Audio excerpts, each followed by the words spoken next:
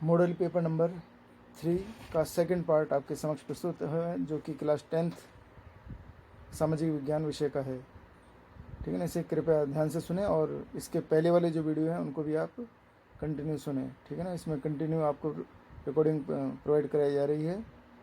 और ख़ास बात है कि जो सेकंड पार्ट जो अब आप सुनेंगे, इसमें क्वेश्चन नंबर 20 से 30 तक की रिकॉर्डिंग है। इसमें 20 से 26 तक के जो क्वेश्चन हैं वह 4-4 नंबर के हैं।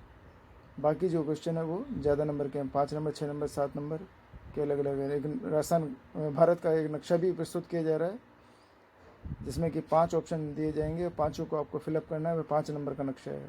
ठीक है ना, नक्शा भरने के लिए आपसे रिक्वेस्ट की जा रही है कि कृपया जो एटलस है उसको आप ध्यान में रखें, अपने पास में रखें और जो ऑप्शन दिए जा रहे हैं उसमें सर्च करें।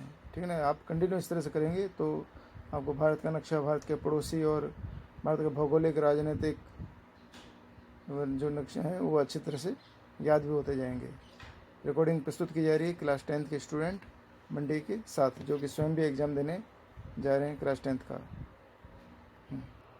मॉडल पेपर नंबर 3 कक्षा 10 सामाजिक विज्ञान पार्ट 2। प्रश्न नंबर 20, समुद्रगुप्त के सांस्कृतिक योगदान को स्पष्ट कीजिए। इसका उत्तर है, समुद्रगुप्त का सांस्कृतिक योगदान निम्न प्रकार से है। पहला, समुद्रगुप्त साहित्य और कला का संरक्षक था। दूसरा, वह ललित कलाओं में निपुण था। तीसरा, वह स्वयं एक उच्च कोटि का विद्वान था। वह कविता भी करता था तथा कविराज की उपाधि से प्रसिद्ध था। चौथा, वह संगीत में भी निपुण था। उसे एक सिक्के पर वीणा बजाते हुए दिखाया गया है, जिससे सिद्ध होता है कि वह संगीत प्रेमी था। पांचवा, उसने अश्वमेध यज्ञ भी किया था। उसके सिक्कों पर अश्वमेध पराक्रम है लिखा मिलता है। छठा, समुद्रगुप्त एक धर्म सहिष्णु व्यक्ति था। यद्यपि वह विष्णु भक्त था, तथापि वह सभी धर्मों का सम्मान करता था।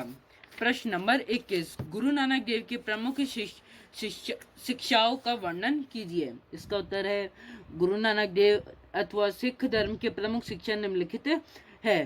पहला, मानवीय भेदभाव का विरोध। गुरु नानक देव ने जात प्रथा तथा ऊंच नीच के भेदभाव का विरोध किया। उनका कहना था कि मानुष की जाति सबे एक। दूसरा, एक ईश्वर में विश्वास। गुरु नानक देव ने एक ईश्वर की उपासना पर बल दिया। तीसरा, नाम की महत्ता। गुरु नानक देव ने नाम की महत्ता पर बल दिया। चौथा, गुरु के महत्व पर बल देना। गुरु नानक देव ने गुरु के महत्व पर बल दिया। पांचवा, मानव के शुभ कर्मों पर बल देना। गुरु नानक ने मानव को शुभ कर्मों पर शुभ कर्म करने का बल दिया। उन्होंने जाति पाति, ऊंच नीच का विरोध कर समाज सुधार का कार्य किया। प्रश्न नंबर 22, इटली के एकीकरण में विभिन्न चरणों को लिखिए। इसका उत्तर है, पहला, 1859 में सार्डिनिया ने फ्रांस की सहायता से ऑस्ट्रिया को पराजित कर दिया और लोम्बार्डी सार्डिनिया को दे दिया गया। ज्यूरिख की संधि के द्वारा विला फ्रेंका की संधि की पुष्टि कर दी गई। इसी के साथ इटली के एकीकरण का प्रथम चरण पूरा हुआ। दूसरा, 1860 ईस्वी के मध्य इटली के राज्यों ने विद्रोह कर दिया। जनमत संग्रह के आधार पर परमा, मोडेना, टस्कनी आदि के सार्डिनिया में मिला लिया गया। इटली के एकीकरण का दूसरा चरण पूरा हुआ। तीसरा, 1860 ईस्वी में गैरिबाल्डी ने नेपाल और सिसिली पर अधिकार कर लिया। इन दोनों प्रदेशों को सार्डिनिया में मिला लिया गया। इससे इटली के एकीकरण का तृतीय चरण पूरा हुआ। चौथा, प्रशिया और ऑस्ट्रिया के मध्य युद्ध में ऑस्ट्रिया पराजित हुआ और प्राग की संधि के अनुसार ऑस्ट्रिया ने वेनेशिया का प्रदेश इटली को दे दिया। इटली के एकीकरण का चतुर्थ व अंतिम चरण पूरा हुआ। 1870 में इटली ने रोम पर अधिकार कर लिया। प्रश्न नंबर 23, लोकतंत्र के दोष के अंत के लिए कोई 4 सुझाव दीजिए। इसका उत्तर है, लोकतंत्र के दोष के अंत के लिए निम्नलिखित सुझाव दिए जा सकते हैं। पहला, राजनीतिक दलों के पास सदस्यों की खुली सूची होनी चाहिए और इनके आंतरिक चुनाव होने चाहिए। दूसरा, विशेषाधिकारों में महिलाओं का प्रतिनिधित्व नगण्य है। विधायिकाओं में महिलाओं के लिए स्थान आरक्षित किए जाए। तीसरा, राजनीतिक दलों तथा सरकार में धन तथा बल के बढ़ते प्रभाव के कारण राजनीति में धन और अपराधीकरण का गठजोड़ बन रहा है। इसे रोकने के लिए चुनावों में पार्टी द्वारा किए जाने वाले खर्चों को भी प्रत्याशी के खर्च में शामिल किया जाए तथा अपराधियों को चुनाव में खड़े होने के अयोग्य करने के प्रबंध किए जाए। चौथा, जीवन के अधिकार को व्यापक अर्थ में क्रियान्वित किया जाए। इसके अंतर्गत गरिमापूर्ण तथा सुरक्षित जीवन, रोजगार का अधिकार आदि को लागू किया जाए।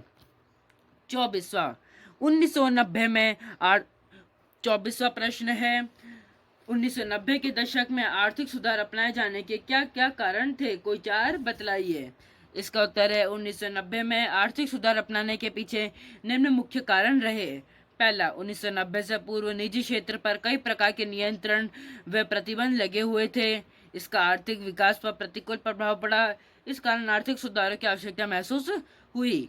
दूसरा, आर्थिक सुधार से पूर्व देश में सरकार का सामाजिक क्षेत्र एवं प्रतिरक्षा का व्यय बहुत अधिक था, जिससे अंतर्राष्ट्रीय संस्थाओं व अन्य देशों के उधार लेना पड़ा तथा स्थिति अधिक विकट हो गई।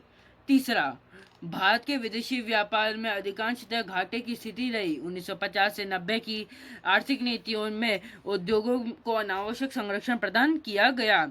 चौथा, 1990 से पूर्व अधिकांश वर्षों में देश का भुगतान संतुलन प्रतिकूल रहा तथा इससे देश के विदेशी मुद्रा भंडार बहुत कम हो गए। 90 के दशक के प्रारंभ में केवल 2 सप्ताह के आयात के लिए विदेशी मुद्रा भंडार शेष रह गए। अब आते हैं 24 के अथवा पर। कौशल विकास के महत्व को समझाइए। अथवा का उत्तर, कौशल विकास का महत्व। पहला, इससे मानवीय संसाधनों को मानवीय पूंजी में परिवर्तित किया जा सकता है। दूसरा, कौशल विकास से श्रम की योग्यता में वृद्धि होती है। तीसरा, कौशल विकास से श्रम की उत्पादकता में वृद्धि होती है। चौथा, श्रम की उत्पादकता बढ़ने से श्रम के लिए रोजगार अवसरों व गुणवत्ता में वृद्धि होती है। पांचवा, इससे देश की जनसंख्या उत्पादक बनती है। छठा, कौशल विकास से व्यक्ति की योग्यता, उत्पादकता एवं जीवन की गुणवत्ता में वृद्धि होती है तथा वह राष्ट्र की आर्थिक वृद्धि में अधिक योगदान दे पाता है। प्रश्न नंबर 25वां, अर्थव्यवस्था में मुद्रा की भूमिका के कोई 4 बिंदु स्पष्ट कीजिए। इसका उत्तर है, अर्थव्यवस्था में मुद्रा की भूमिका। पहला, मुद्रा पूंजी को गतिशील बनाने में महत्वपूर्ण भूमिका निभाती है। मुद्रा द्वारा पूंजी को एक उद्योग से दूसरे उद्योग तथा एक स्थान से दूसरे स्थान तक ले जाना संभव हुआ है। दूसरा, मुद्रा द्वारा बचतों को निवेश में परिवर्तित करने में मदद मिलती है। इससे उत्पादकीय निवेश में वृद्धि होती है, जिससे अर्थव्यवस्था की उत्पादन क्षमता बढ़ती है तथा आर्थिक विकास में मदद मिलती है। तीसरा, मुद्रा की सहायता से एक उपभोक्ता अधिकतम संतुष्टि प्राप्त करता है।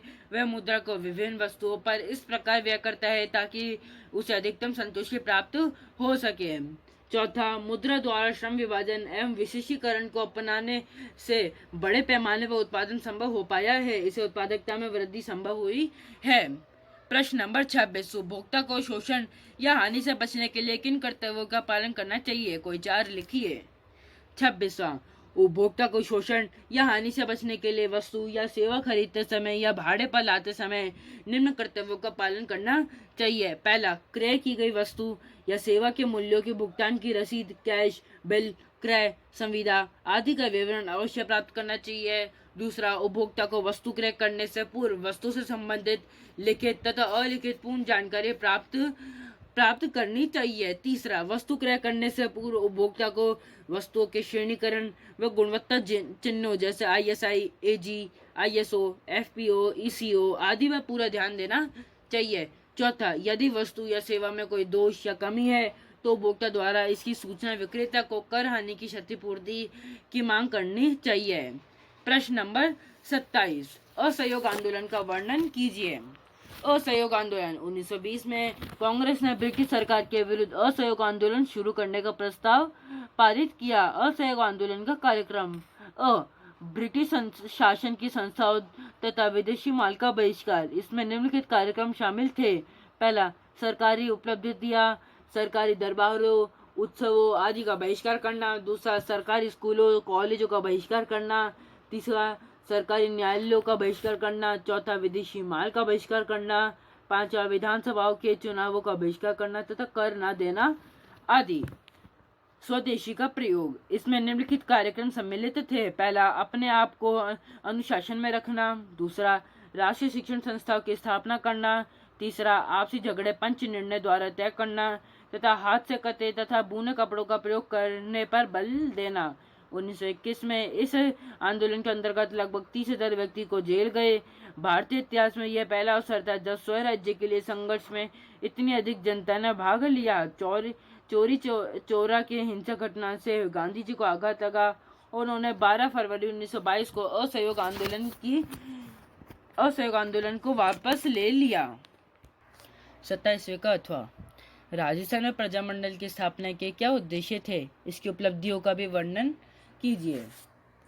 अथवा का उत्तर। पहला, राजस्थान में प्रजामंडल की स्थापना के उद्देश्य। प्रजामंडल की स्थापना के उद्देश्य थे: पहला, देशी रियासतों में उत्तरदायी शासन की स्थापना। दूसरा, सामंत अत्याचारों व शोषण का विरोध। तीसरा, देशी रियासतों में राजनीतिक जागृति उत्पन्न करना। चौथा, देश में चल रहे राष्ट्रीय आंदोलन को गति प्रदान करना। दूसरा, प्रजामंडल आंदोलन की उपलब्धियां। पहला, आंदोलन में महिलाओं का भाग लेना। प्रजामंडल आंदोलन की सबसे बड़ी उपलब्धियां यह थी कि इसने महिलाओं को घर की चार दीवारी से बाहर निकालकर पुरुषों के बराबर खड़ा कर दिया। अनेक महिलाओं ने आंदोलन में सक्रिय रूप से भाग लिया और गिरफ्तारियां दी। दूसरा, सामाजिक सुधारों पर बल देना। प्रजामंडल के कार्यकर्ताओं द्वारा सामाजिक सुधारों, शिक्षा के प्रचार प्रसार, बेकार उन्मूलन, दलित आदिवासियों के उत्थान आदि पर बल दिया गया। तीसरा, लोगों में राजनीतिक जागृति का संचार। प्रजामंडल ने उत्तरदायी शासन की स्थापना के लिए आंदोलन चलाए, जिससे राजाओं और सामंतों के शोषण से पीड़ित राजस्थान के लोगों में राजनीतिक जागृति उत्पन्न हुई। चौथा, राष्ट्रीय आंदोलन को प्रोत्साहन मिला।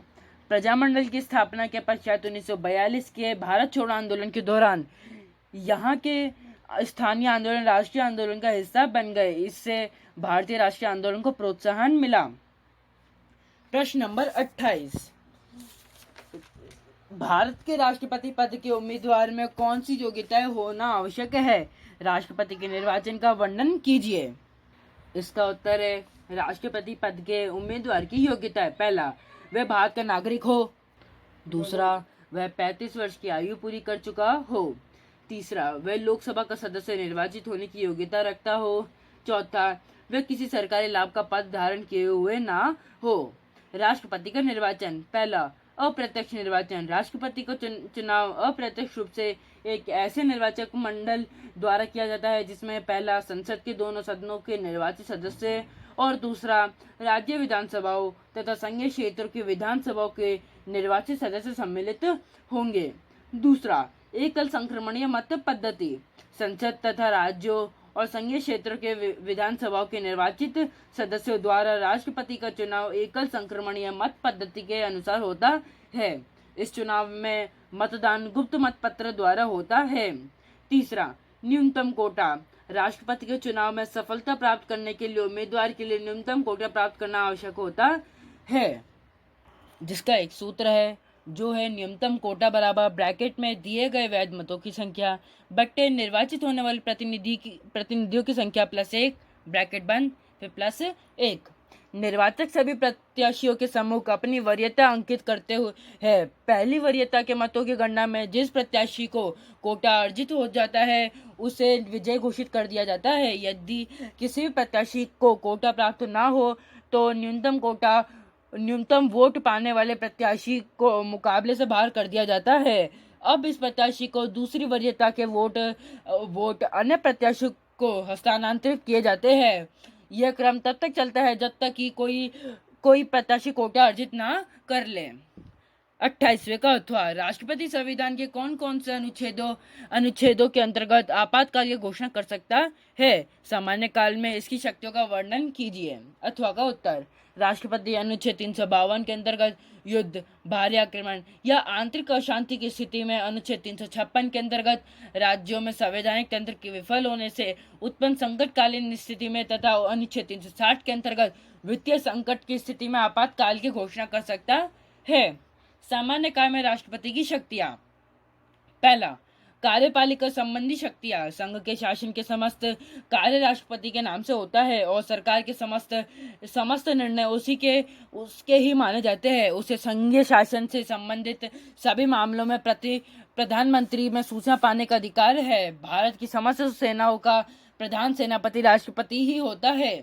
दूसरा, विधायी शक्तियां। राष्ट्रपति संसद के अधिवेशन बुलाता है और समाप्ति की घोषणा करता है। वह संसद के दोनों सदनों की संयुक्त बैठक में भाषण देता है। वह राज्यसभा के 12 सदस्यों तथा लोकसभा में 2 आंग्ल भारतीय सदस्यों को मनोनीत कर सकता है। संसद द्वारा स्वीकृति प्राप्त प्रत्येक विधेयक राष्ट्रपति को स्वीकृति के बाद ही कानून का रूप ग्रहण करता है। तीसरा, वित्तीय शक्तियां। राष्ट्रपति की आज्ञा के बिना धन विधेयक और अनुदान मांगे लोकसभा में प्रस्तावित नहीं की जा सकती।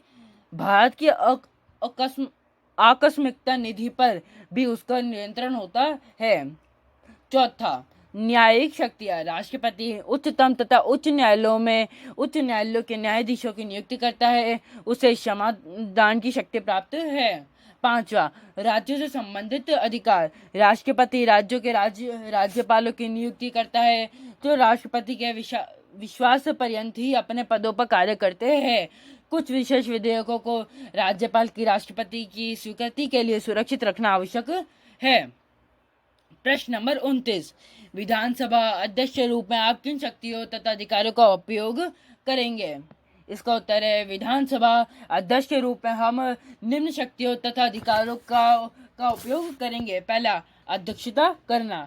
विधानसभा अध्यक्ष विधानसभा की बैठकों की अध्यक्षता करता है तथा सदन की कार्यवाही का संचालन करता है। दूसरा, सदन में शांति व्यवस्था बनाए रखना। विधानसभा अध्यक्ष के सदन में शांति और व्यवस्था बनाए रखने हेतु समस्त आवश्यक कार्यवाही करने का अधिकार है। सदन का कोई सदस्य सदन में उसकी आज्ञा से ही भाषण दे सकता है।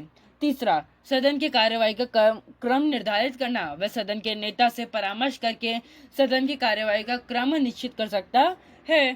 चौथा, प्रश्नों को स्वीकार या अस्वीकार करना। वह प्रश्नों को स्वीकार करता है और प्रश्नों के नियम विरुद्ध होने पर उन्हें अस्वीकार करता है। पांचवा, मतदान का परिणाम घोषित करना तथा निर्णायक मत देना। वह मतदान के परिणाम की घोषणा करता है। सामान्य परिस्थिति में वह सदन के मतदान में भाग नहीं लेता, लेकिन यदि किसी प्रश्न पर पक्ष और विपक्ष में बराबर मत आए तो वह निर्णायक मत का प्रयोग करता है। छठा, अन्य कार्य। पहला, वह दल बदल संबंधी याचिकाओं का निर्णय देता है। दूसरा, कोई विधेयक धन विधेयक है या नहीं, इसका निर्णय भी अध्यक्ष ही करता है। 29वें का अथवा। विधान परिषद के सदस्यों का निर्वाचन तथा मनोनयन किस प्रकार किया जाता है, वर्णन कीजिए। अथवा का उत्तर, विधान परिषद के सदस्यों का निर्वाचन व मनोनयन विधान परिषद के लगभग 5/6 सदस्यों को निर्वाचित किया जाता है तथा शेष लगभग 1/6 सदस्यों को मनोनीत किया जाता है। विधान परिषद के ये सदस्य अप्रत्यक्ष रूप से निर्वाचित होते हैं तथा ये चुनाव आनुपातिक प्रतिनिधित्व पद्धति के अनुसार एकल संक्रमणीय मत पद्धति द्वारा होंगे। निम्नलिखित निर्वाचक मंडल विधान परिषद के सदस्यों को चुनाव करते हैं। पहला, स्थानीय संस्थाओं का निर्वाचक मंडल। समस्त सदस्यों का यथाशक्ति निकटतम 1/3 उस राज्य की नगर पालिकाओं, जिलों, परिषदों और ऐसी अन्य स्थानीय संस्थाओं द्वारा चुना जाता है जैसा कि संसद कानून द्वारा निर्धारित करे। दूसरा, विधानसभा का निर्वाचक मंडल कुल संख्या की यथाशक्ति निकटतम 1/3 सदस्यों का निर्वाचन विधानसभा के सदस्य ऐसे व्यक्तियों में से करते हैं जो विधानसभा के सदस्य न हो। तीसरा, स्नातकों का निर्वाचक मंडल। यह निर्वाचक मंडल कुल सदस्यों के यथाशक्ति निकटतम 1/12 भाग को चुनता है। चौथा, अध्यापकों का निर्वाचक मंडल। इसमें वे अध्यापक होते हैं जो राज्य के अंतर्गत किसी माध्यमिक विद्यालय या इसे उच्च शिक्षण संस्था में 3 वर्ष से पढ़ा रहे हो। यह निर्वाचक मंडल कुल सदस्यों का यथाशक्ति निकटतम 1/12 को चुनता है। पांचवा, राज्यपाल द्वारा मनोनीत सदस्य। कुल संख्या के लगभग 1/6 सदस्य राज्यपाल द्वारा उन व्यक्तियों में से मनोनीत किए जाते हैं जो साहित्य, विज्ञान, कला, सहकारिता और समाज सेवा के क्षेत्रों में विशेष रुचि रखते हो। प्रश्न नंबर 30, दिए गए भारत के रेखा मानचित्र में निम्नलिखित को अंकित कीजिए, जिनमें से पहला है बांकड़ा नागल, दूसरा है चेन्नई, तीसरा है नागौर, चौथा है जमशेदपुर और पांचवा है उत्तर प्रदेश। यह प्रश्न 5 नंबर का है और आप इन सभी जगहों को एटलस की सहायता से देखकर भर सकते हैं। तो इस तरह से मॉडल नंबर 3 जो पेपर है क्लास 10th सामाजिक विज्ञान का वह आपके समक्ष प्रस्तुत हो चुका है। अब तक आपके पास तीनों पेपर पहुंच गए हैं। और आप सभी से रिक्वेस्ट है कि प्लीज़ इन पेपर्स की रिकॉर्डिंग को आप कंटिन्यू सुनते रहें। और सबसे बड़ी बात है इसमें जो प्रश्नों का कलेक्शन जो किया गया है इस तरह से किया गया है कि पूरा पूरा कोर्स आपका रिवाइज हो सके। और अभी बहुत सारे पेपर बाकी हैं, तो आप कंटिन्यू हर पेपर के आप रिकॉर्डिंग को सुनते रहेंगे तो इससे आपको काफ़ी बेनिफिट होने वाला है। और बेस्ट ऑफ लक एडवांस में कहा जा सकता है आप सभी परीक्षार्थियों के लिए। और साथ ही आप सभी से एक निवेदन भी है कि प्लीज़ इस रिकॉर्डिंग को उन परीक्षार्थियों तक भी पहुंचाने का प्रयास करें जो कि क्लास 10th का एग्ज़ाम देने जा रहे हैं या उसकी तैयारी करने जा रहे हैं। मिलते हैं अगली बार फिर एक नई रिकॉर्डिंग के साथ आपके समक्ष प्रस्तुत होंगे। तब तक के लिए धन्यवाद।